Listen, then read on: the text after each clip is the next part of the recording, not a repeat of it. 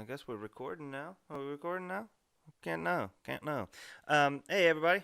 This is Kevin, the Matthews here, and I am recording a little audio here about what I'm doing. I'm trying to restore my old train track. Well, it's really not that old. I think he got it in the 90s. Um, and just kind of been hacking away at this and changing how it goes. Trying to get figured out and work out and figure out just what you do. Right now, I'm just trying to get something a reliable track down with some switches that you back through and complicated things because the switch on the upper left-hand corner there, that's giving me all kinds of fits. I can drive through it going from right to left, but if I try to go the single tool, it gives me some fits. So I got some fitment work I got to do with that. And everything else is just trying to get everything hung right and fit well and connected well. And the way testing, when I start restoring some of these trains, like 3A sitting in the upper left, those will need some type of.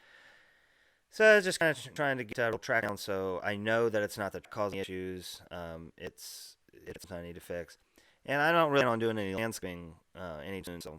So, but just kind of laying track wherever I can lay it with no real plan and no knowledge of how to do it. Then I'm really a trained model, but.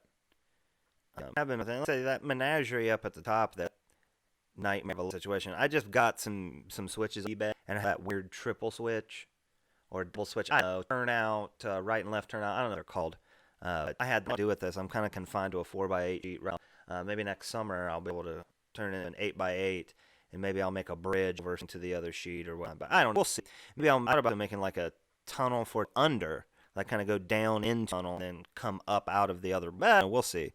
We'll see how that goes. But I'll just kind of let it. Then there's some testing, trying to back the trains through or the cars, some of these ditches, and it did go awesome on this go round. I kind of backed in, but whatever.